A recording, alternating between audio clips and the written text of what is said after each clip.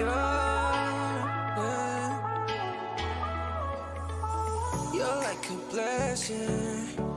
Oh, I wasn't waiting for you, wasn't waiting for you.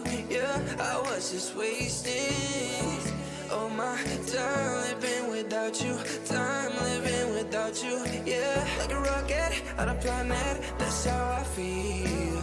You're so gorgeous and you know it, you can't be real. And you use it to confuse me, but in the best ways. You make my day. Baby, keep loving, keep loving me just like you do it, like you do it, like you.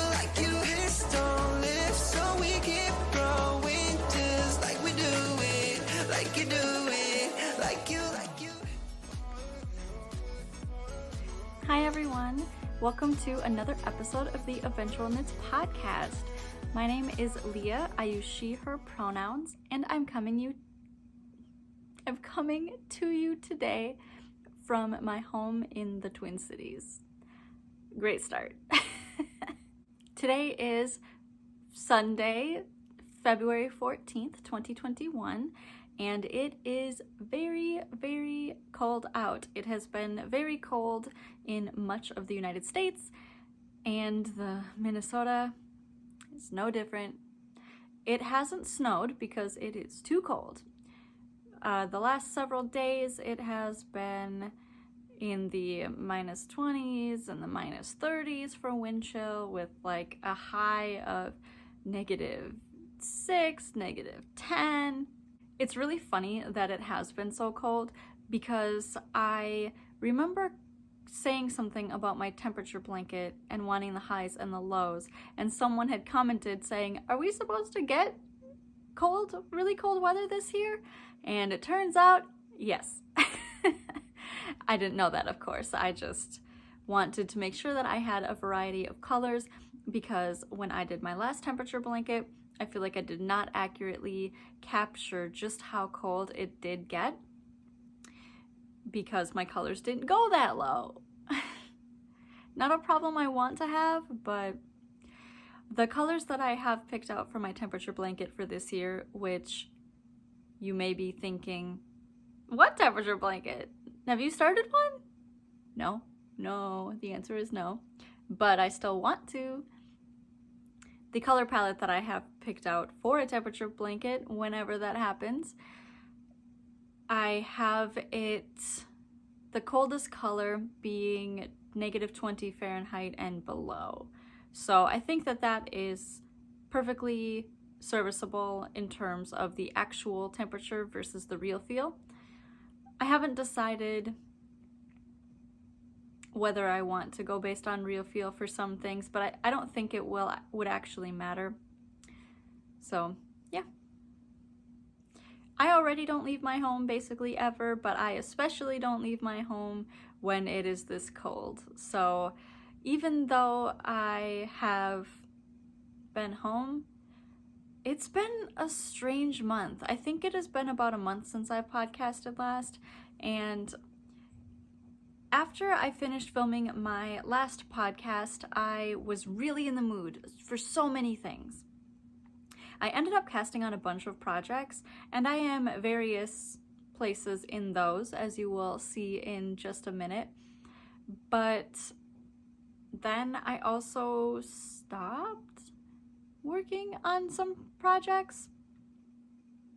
I think part of it is a paralysis, part of it is that big training that I give every month and a half or so is coming up this week, and my stress level is higher. I also think that it is just a funky time of year for me. A lot of things are happening. So, I don't know. Instead, I have filled some of that void with video games, which is great, which I will talk about more later if there is time. But suffice to say, I have an interesting amount of knitting content for this month's episode. So let's jump right in. I will talk about my finished objects. My first finished object is the Star Anise Cowl by Julia Parlet Carino, otherwise known as Colleen on Knits. I finished this test knit for her, and the cowl is as expected, very squishy, very soft, very pretty. It was very easy to do, and as promised, Steve wears it all the time. So it is definitely worn. Let's take a look at the stitch here. You can absolutely see the star anise shape. Please excuse my fingernails. Again, it has been very cold and I have not gotten my nails done. They're just growing out very long. So this yarn is Bee Woolen DK in Hungry Monster, and it is an oat with speckles primarily of blue, green, and pink. You may notice that the bottom edging, this is a brioche, and the top edging are different heights, and it's because the cowl called for what would have ended up being, just a little bit of a second skein, and I really couldn't justify an inch from a new skein in brioche, so I just made it shorter, and I think that it is a good height for Steve anyway. It's a quick knit. I highly recommend it.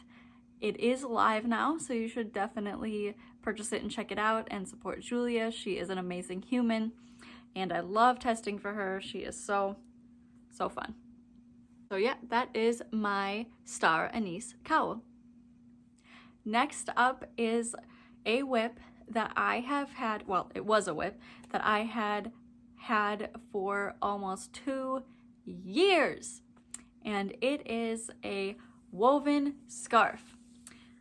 Before I show you, talk a little bit about it. In 2019, Steve and I went together to Yarn Over, and it was pretty much at the height of when I was super into weaving, and there was a person who had yarns that are based on places that she'd visited. I have long lost the tags for the scarf that I'm about to show you, but honestly, I probably talk about it in my 2019 podcast that went over Yarn Over because I was super into the colors that I had picked out. So the warp is that yarn, and it was based off of, I think it was called Celtic Sunset. So maybe I should look it up. If I find it, I'll add it to the show notes if I remember to write show notes. And then I think that the weft is a Leading Men Fiber Arts. Pretty sure. In order to weave this scarf, I wanted to mimic a scarf that I had seen, and I can't remember if it was actually in her yarns, and it was just this beautiful, like very light, delicate, soft, drapey scarf that was woven.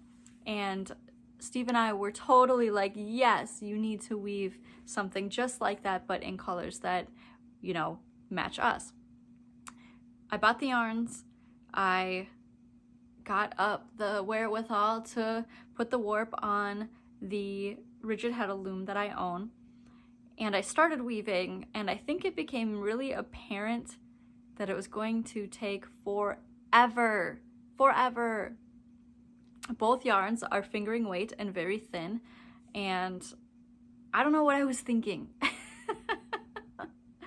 Like, in all, it did not actually take that long, but I don't find the act of weaving all that pleasurable. I like the end product, but weaving hurts. Getting it set up hurts. It hurts my back, it hurts my knees. If I'm kneeling, if I'm standing, it just hurts. Someone that I follow on podcasts, I want to say it's either one of the Yarniacs or one of the two U's. But they said that they had taken a class with weaving where they were basically taught that warping the loom is just as much weaving as the weaving itself, and that she has always enjoyed it and it is meditative.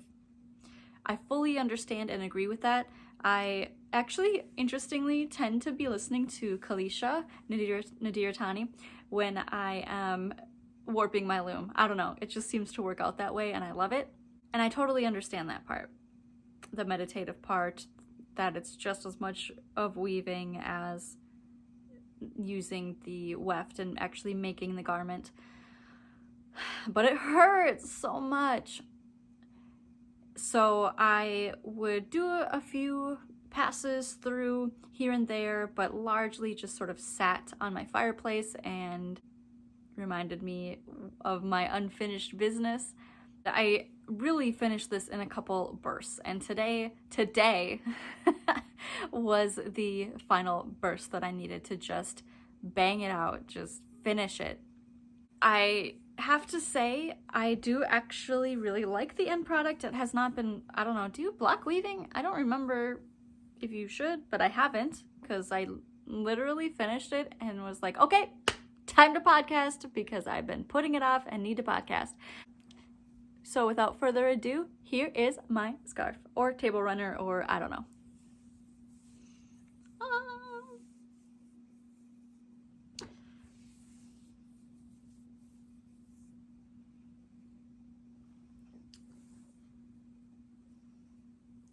So the warp, the this way, the colors is that Celtic sunset or Celtic sunrise, and the weft, the back and forth, the shorter end rows is a Leading Men Fiber Arts. And it's really cool because the colors match really, really well. Like, we were able to find a shade for the weft that worked out really well for the warp. Here are the pretty colors. So really just a lot of sunsetty colors. You notice that I do like a lot of maroon and burgundy, wine. So it is probably a little bit less than 5 feet long. Yeah, it's not like a comfortable length for a like scarf that I would like tie. Like, I can't, well, yeah. See, if I was gonna put, well, I mean, this would be good to wear under a jacket, I suppose, because it's not too long. But I probably honestly will use it as more of a table runner. It is really soft and nice. I made it the width of the loom, and I think that was my first mistake because the loom is pretty, you know, it's 10 inches. These are ends. Because the yarn is variegated, I couldn't break it up in any sort of way by color. The color changes pretty often, or, you know, in its own way. Yeah, see, it's pretty variegated. I'm super happy to be done with it. As soon as I'm done podcasting, I will block it or at least wash it, because, for example, had been sitting on my loom for so long that these, look at how woofily these ends are. They're so curled because they've been curled around that dowel for so long. I'm sure it's happy to be off of the loom, and I'm happy to have it off the loom. Never again. I already know exactly what I want to weave next, and it is not something so thin. And finally, the last FO that I have is right above me, and that is a knitted swatch called Knitted Lights. It is a kit that I purchased from Layla Raven. I was really lucky to be able to snag one of the kits. I am super happy with the kit itself. It came with the lights, a remote. The lights, like themselves, have a USB at the end, and Layla provided a plug-in. And the needles that are used are very smooth and high quality, and are perfect for displaying the swatch. I have had the kit for several months. I just never got around to it because no reason. So yesterday I sat down with it and I cast on. I had a lot of opinions about the tension, seeing other people's and seeing sort of what other people did. So some people did garter stitch, some people did lace. I wanted to do the stockinette, which is actually included in like the pattern. It just, you know, says, you know, do stockinette. And then it also tells you how to block it and other tips. I don't know. I just loved the entire kit. The entire experience from Layla was amazing. And when I started, I was like, oh, this is not so bad. It's actually pretty smooth, this wire. Famous last words. I did end up sort of cutting 2 of my fingers at some point, and my fingers were so sore. So sore by the end. But I honestly think it was my own doing. I could have been handling the wire differently than I was, but I was just powering through. I am so pleased with the outcome. I put the swatch up on my, up there on a command hook or whatever it's called, a 3M hook. And I do have it like the cord running down and it's plugged in sort of down there. But if I leave this where it is, I will actually be putting the cord in the cubby straight behind me up there and then bringing it back because it can reach, and that's totally fine. I somehow had the exact amount of slack. Like, I mean, I started the cast on where I started it, and I just got really lucky, and that was so nice. The remote gives it a variety of different blinks, but I'm gonna be honest, the blinking is, I mean, these lights are so bright. I have an overhead light and 2 box lights, and these lights behind me are still so bright. The blinking is really fast and intense, and so if you did order a kit and you get one, or if maybe you purchase this same style, just be aware about flashing lights. It is pretty intense. I think I like them just solid on. They look really nice at night. The other place that I am considering putting them, and maybe I'm just going to set up a second sort of command hook situation and just move it between the fireplace and where they are right now, depending on my mood, because my couch is straight behind this camera, and sitting on the couch I have a front row seat to look at the lights, and it's really enjoyable. The fireplace has a perfect spot for it, of course. We don't use the fireplace. I have yarn cakes in front of the fireplace door or whatever itself, and so they would look really good just hanging sort of framing all of that yarn. And so it might actually be better in terms of decor, but for now I like them where they are, and it was very satisfying to get them hung up and turned on. So those are the Knitted Lights kit by Layla Raven. I forgot to talk about what I am wearing. I'm wearing 2 knitted items right now. One of them is the Turtle Dove by Espace Tricot. It is a sweater that I knit in a weekend. If you would like to learn more about it, if you haven't seen it, please check out my video, Sweater in a Weekend. I could not still be happier with this sweater. I wear it all the time. All the time. I typically wear it over a long sleeve shirt when I'm at work or when I'm just chilling downstairs or whatever. But right now I'm wearing it over a t-shirt because it got a little chilly, and it is so soft and cozy, and I mean, yeah. I'm not seeing, I mean, you get a bunch of fibers that sort of stick out with this Knit Picks yarn, but it doesn't, it's not like felted or anything like that. It's so, so soft. a sweater that I highly recommend if you like looser sweaters with a split hem. I think it had 2 options, but I like the split hem. The other thing that I am wearing is a pair of socks. I should have prepared and looked up what socks I am wearing. They are in the Berry Merry Christmas colorway by, I don't know. I'll put the information in an overlay to show you what socks that I'm wearing, because I'm not going to hold my foot up for you to look at. Suffice to say, I love the pattern, I love the socks, and they are very cozy, comfy.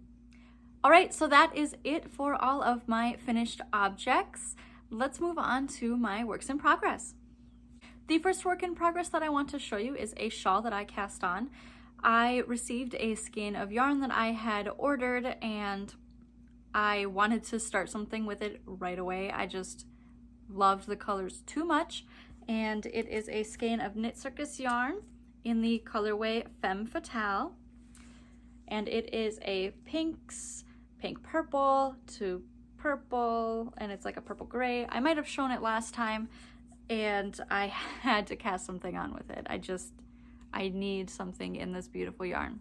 So I cast on the Venetia shawl by Joji Locatelli. I'm not super far because it is a pattern that you kind of need to look at. Like, you can memorize it, but you have to be watching what you're doing all the time. And so this is how much I have so far. And I started with the center of the ball, or of the cake, and it's like almost a black in the center. It's a black purple, and you can see that it starts getting lighter and lighter, and we're starting to get into the more purpley purples here.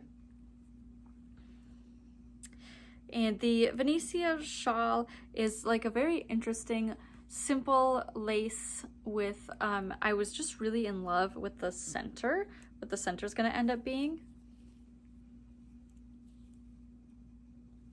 It looks really good on the finished product, and I really love a 1 skein shawl. It's like I either want a 1 skein shawl or a 3 skein shawl. No 2 skein shawl, 3 or 1. It's going really well so far. I very much like this pattern. I don't want to say I forgot about it, but since I stopped knitting kind of ish for a little bit, I haven't gotten very far, but I'm hoping to make some progress soon. I'm knitting it on US 7s, and I am looking forward to seeing what that end product is. The next work in progress that I have, I was really hoping to turn into another sweater in a weekend, and honestly, I really think it could be knit in a weekend. I just sort of lost my mojo and stopped working on it for a little while, but I encourage you, if you want a cozy cardigan, to check it out. This is the Cuddle Weather Cardigan 2.0. And I am pretty far on it. I have started the first sleeve. It's got some it's got a couple stitches pulled a little bit. I tend to leave this on one of my ottomans downstairs, and the cats love this cardigan. They always want to be snuggling in it, which is hilarious because this is a pretty rustic yarn. I mean, I shouldn't say rustic, it's toothy. It's not, it's Lion Brand Fisherman's Wool, and the skeins are huge. They are 465 yards, 425 meters for 227 grams. And I think the original is knit up in Lion Brand Fisherman's Wool, and I wanted the exact look that I saw on the Instagram post. So I am knitting the size 3, which is for a 40-inch bust, and it said it's supposed to be a 44-inch when you are finished. So that is knit with US size 10.5 and 11s. So the 11s are 8 millimeters, and I'm knitting those with CHAOGOOS. And it's knit in a, what is this, fisherman's rib? Is that what that is? No? Did I just make that up? I don't know, but it's a really fun, squishy, huge stitch pattern. And it's going to be a gorgeous cardigan. And I cannot wait. I've made several mistakes on this project. And once I realized a mistake, it would typically be a few rows later, and if I could drop down and fix it, I would, but if it wasn't working out, then I just, whatever, it's fine. I'm just gonna be wearing it around and it's fine. So my most common mistake is because I was watching my friend play a video game, I would like confuse myself about what I was doing. And so, like, for example, you can see, maybe you can't.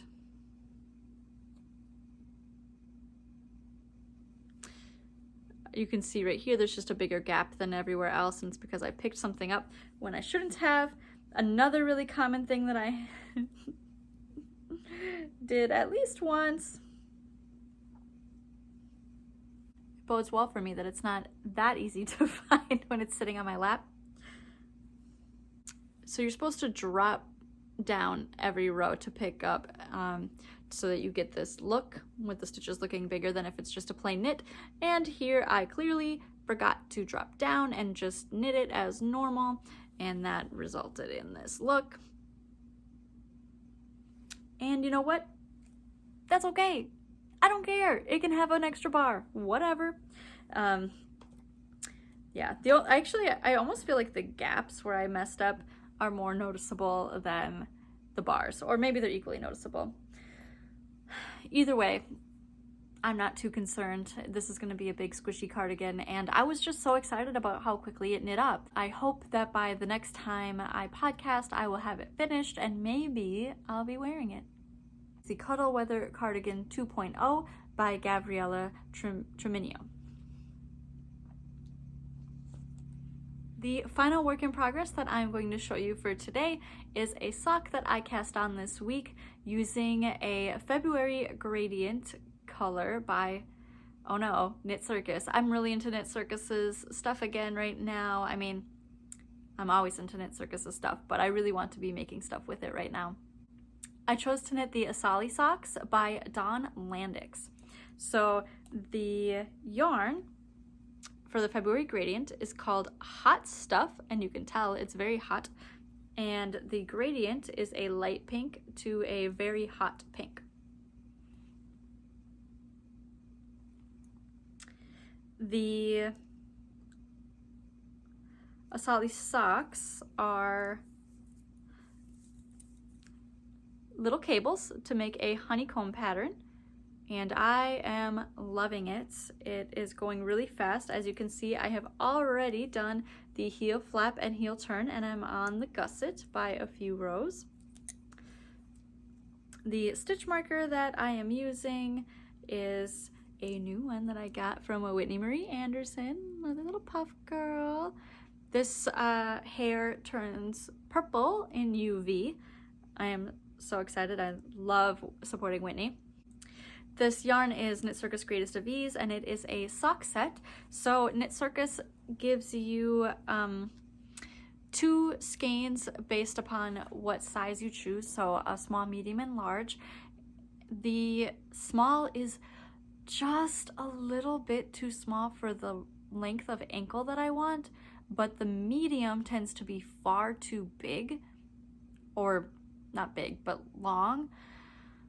So I get a lot of anxiety about not using the full gradient to its best full effect. Why don't you do it toe up then, Leah? because, first of all, this pattern is top down, but second of all, I have found it impossible to bind off in a way that works for my ankles or calves. Impossible. It's either too tight or way too loose. There is no in between.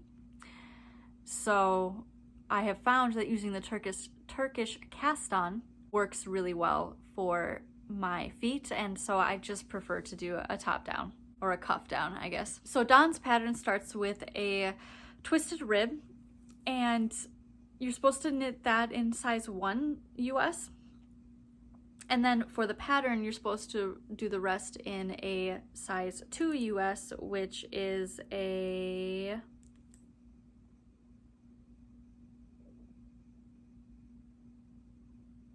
2.75 needle. So a size 1 is a 2.25, right? And I was like, I knit really loosely. I'm gonna just use a 1.5 because I happen to have those because of ChiaoGoo. I think that was a mistake. I think I should have just gone to the 2s. Either the pattern gets sufficiently tight when doing the cabling, or my ankles and calves are thicker than they were the last time that I was working with a very patterned sock. So the second sock, I'm definitely just going to follow the instructions as written. I have actually switched to the size 2s for the rest of the foot. Starting with the heel flap, I just switched back to the 2s, and we'll continue on with those. But I think I may have had an epiphany.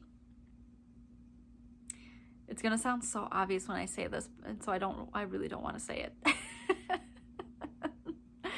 Okay, so if you watched my last podcast, you might have heard me complain about how the socks that I knit last time are too big, and that socks have tended to always be too big for my feet. They always stretch too much and fall off, or they start out looser than I intended when I'm finished.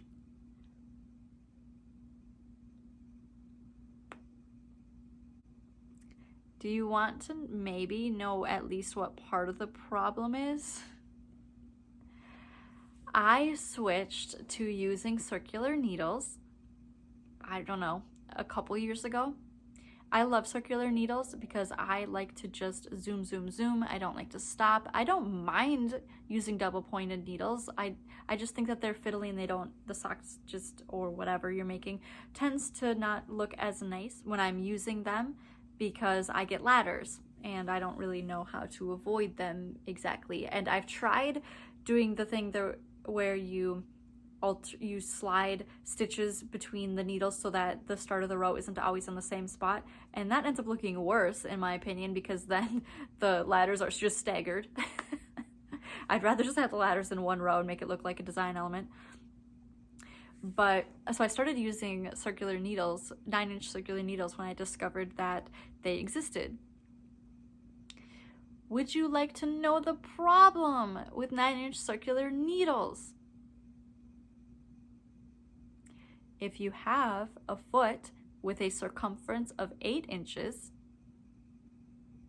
9-inch needles are going to make a 9-inch circumference sock. Like seriously, I don't know why I didn't think about this before. I don't have a 9-inch circumference foot. My foot is smaller than that. Obviously, my socks are going to be too big because when you knit something in the round and it conforms to that needle so that you can easily work on it without having to fight it, then that means it is at the very least the circumference of what that needle is. I don't know if I knew that before, obviously, and just forgot, or if I just really didn't think critically about using 9-inch circulars for my own feet. I don't know. My solution is, of course, to just switch back to using DPNs. I know that 8-inch circumference needles exist, and I think 6-inch also exist, but I think that is getting into just too tiny territory. So I'm just back to using my double points, and that is working out fine. My ladder in the back actually is not too bad. I've been working really hard on not making a terrible ladder. And I was gonna say my ladders typically end up being where the starter row is. For some reason, you know, in the corners I do better, and it's probably I shouldn't say it's probably, I don't know what it is. Obviously in the gusset it works out better because you're decreasing, but I don't know about the foot. Either way, it's not a huge deal. So yeah, that is my little epiphany for this week. I have learned something and I will do better. So again, the Asali Socks by Dawn Landix. Okay, so that is it for everything that I am working on currently. I'd like to talk about some acquisitions. The first thing that I want to talk about is, so I did get that stitch marker from Whitney Marie Anderson. I also at that same time ordered another stitch marker. I wish I was smarter and that had ordered two so that I could make them be earrings. A couple people have mentioned that they were wearing them as earrings, and I just never even thought about using the leverback clasps as earrings. To be fair, I don't really wear earrings. She did some experiments with the little hands. They're really cute. Some clay. I did mention that I got the February box from Knit Circus. Knit Circus does do a monthly club, and they usually include really awesome additions as well as their gorgeous yarn. So this one was no different. They always come with like a little piece of paper that describes the gradient, what you picked. So I picked the sock set. So for example, the medium matching sock set, it says greatest of ease in a medium matching sock set. Finger weight yarn is a blend of 80% superwash merino and 20% nylon, wonderful for knitting socks. Greatest of ease is a durable yet soft yarn. So the medium sock set is 150 yards that total 75 grams of fingering weight yarn. So that is, yeah, it's just slightly too much. I want to say that my feet use like 50 something, I think. I don't remember. I'll weigh these ones when I'm finished. And then this month's gradient club included Cream City Caramels. Yes, I was so excited. I would look forward to the Cream City Caramels every single month. They're delicious. So this one says, if you chose to receive a package of handmade caramels, then we do have a treat for you. Made in Wauwatosa, Wisconsin, the finest often local ingredients. Cream City Caramels and Confections is a small family-owned company that has been making delicious sweets for the last 30 years. And then this month's included Katrinkle's garment labels. In Valentine's colors, so pretty. This says, put the stamp of approval on your knitting and crochet projects with these faux suede labels. Just fold the label in half so it straddles the two sides hat brim and stitch it into place. They are very colorful and charming touch to any project. And then a Valentine's card that says, will you be my Valentine? A sweet Valentine's Day card is a small gesture that can go a long way. Use this hand-stamped card by Chickaditty, a local maker, to let someone know you're thinking of them this February 14th. And then also what's really cool is that they do suggest patterns at the bottom for whatever you chose. So if I chose the shawl, they would suggest shawls. On this one, of course, they suggested 3 different sock patterns. But yeah, I encourage you to check out their monthly gradients or just their general yarn. It's all amazing. Okay, last thing, a couple yarn stuff. So I actually really want to talk about a yarn swap I did. I backed Knitrino.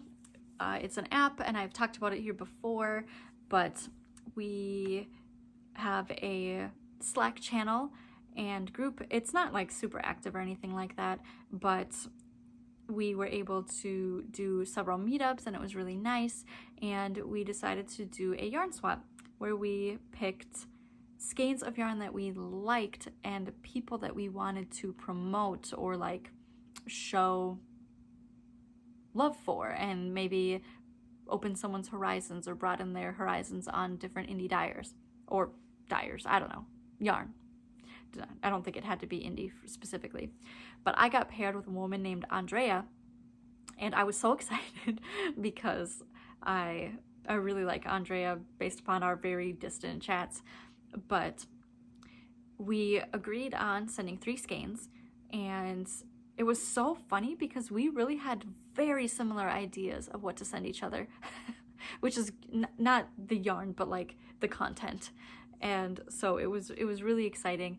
And I will put in a picture of what I sent her. I decided to choose a skein of Knit Circus yarn, of course, because I love Knit Circus. Madison is like my second home, and I just think everyone deserves to have some Knit Circus yarn in their stash. I had an additional skein of Leaf Pile Leap that I didn't plan on using. I feel like I sort of got my fix of Leaf Pile Leap with the hat. I mean, not that I wouldn't use it, it's a gorgeous fall color, but it would have been much later on in my knitting that I would use it, and I thought it would be nice to go to a good home. The second skein that I sent was a skein of slub yarn from Passion Knits Yarn. Of course, I am singing Passion Knits Yarn praises up and down from the rooftops, and so I really wanted her, even though I loved it, it was that gorgeous yellow skein, even though I loved it, I really wanted someone else to be able to have some too, and I plan on buying a lot more from them in the future anyway. And finally, the third skein I sent was a local dyer that is stocked at my Localist yarn store in Woodbury, and so I sent that as well. And then I also sent some locally made caramels, because I love caramel, and a few, not like throwaway at all by any means, but like snips. You can never have enough snips. Some stitch markers. I think I actually included one of Whitney Anderson's stitch markers, because I have like 5. I have so many. And so again, sharing the wealth. And, you know, a few other really cool things that I thought that she would enjoy. Oh, she said that she doesn't like knitting socks. So I bought a pair of really nice, high quality merino wool socks that I almost kept for myself, but I didn't. I included those as like a little joke, like, you don't like knitting socks, but here are some wool socks. And they, of course, had little sheep on them. I also included, some hand lotion. Not hand lotion, but like, you know, knitter's balm or whatever. And yeah, it was really cool. And so she sent me really similar stuff too. I got 3 lovely skeins of yarn. She sent me flexi flips. I've never used flexi flips before, so I'm excited about that. Some but like yarn holders. Oh, I sent her a yarn holder, like the long ones, the tubes that you stick. This is inappropriate.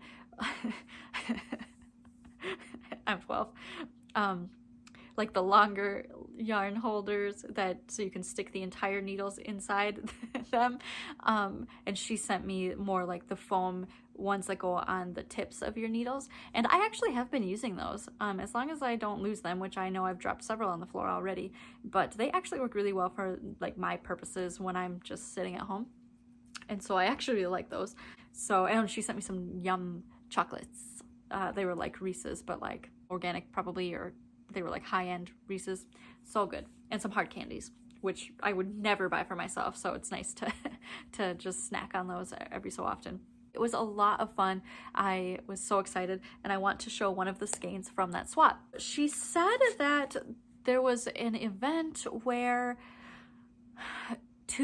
dyers were given the same dye, and then they were to dye it using their techniques and whatever. And so then you got, of course, different outcomes based upon the techniques that those dyers used, or how they, interpreted using those dyes. One of them I want to show you is from Asylum Fibers. I've heard of Asylum Fibers, but I've never bought from them before, so that was really exciting to get. It's Golden Rule base, which is 75% superwash merino, 20% nylon, 5% gold stellina. I honestly don't know if I own anything with gold stellina, so that's exciting.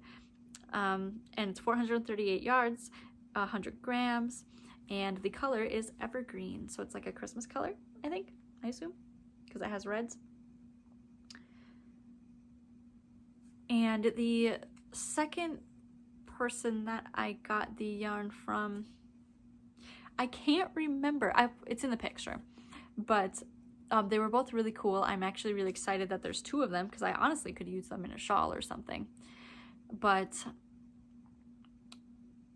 the other two skeins of yarn were companies that I'd heard of. The third skein of yarn was an Emma's yarn, which is cool. I like Emma's yarn. I've only ever bought her yarn from actually Nebraska. And yeah, so I was really excited about this Asylum Fibers. It's got even little pops of like orange red and the green, and it's on like the gray base, and you can see the gold stellina. So that was really fun. I was really excited.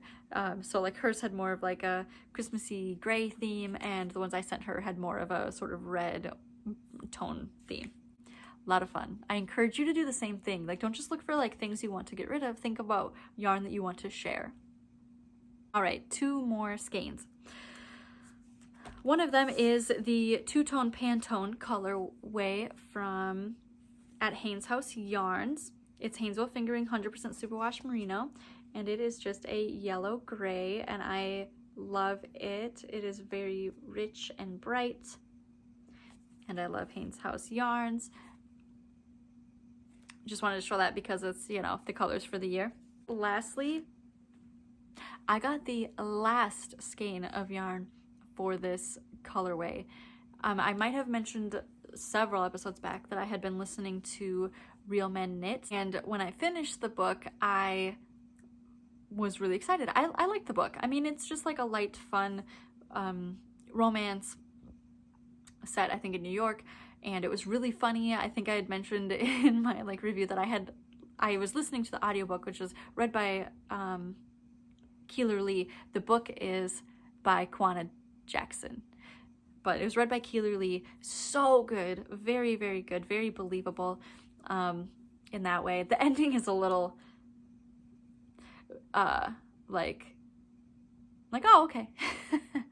But the rest of the book is great, and like Kwana uses like actual knitting stuff. Like my friend who had recommended it to me, she's not a crafter, and she was like, that was all over my head. And I was like, it was very on point and accurate, and I loved hearing all of the knitting stuff. But I was also really interested in the story. It was good. Sister Nancy Yarns by Naima Bond. So Naima Bond Art on Instagram, I think 2 underscores. Maybe Naima Bond Yarn. Either way, I'll put the information below.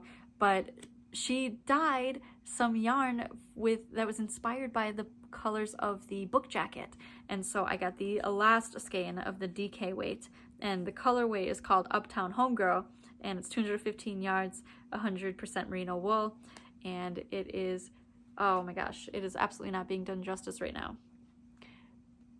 This is the closest that it is getting to the direct colors, but I will post a picture so that you can see what the yarn looks like with the book. I think the yarn looks better in person than it does in pictures. It looks amazing in pictures, but I just don't think pictures are doing the richness justice. I'm so excited to knit something with this. I really don't know what I'm going to make, but very hype. Did I say DK? It's worsted weight. So excited. I think that is it for my podcast today. Thank you so much for sticking out with me and sticking around with me. I hope to talk to you again soon. If you are a new viewer, this is what it's like all the time. And if you're a returning viewer, of course you know what it's like. And thank you so much for sticking around and being with me for my podcast. Leave a comment below. Let me know what you're working on. Let me know what you think of the stuff that I'm working on. And I hope to talk to you again soon. Bye.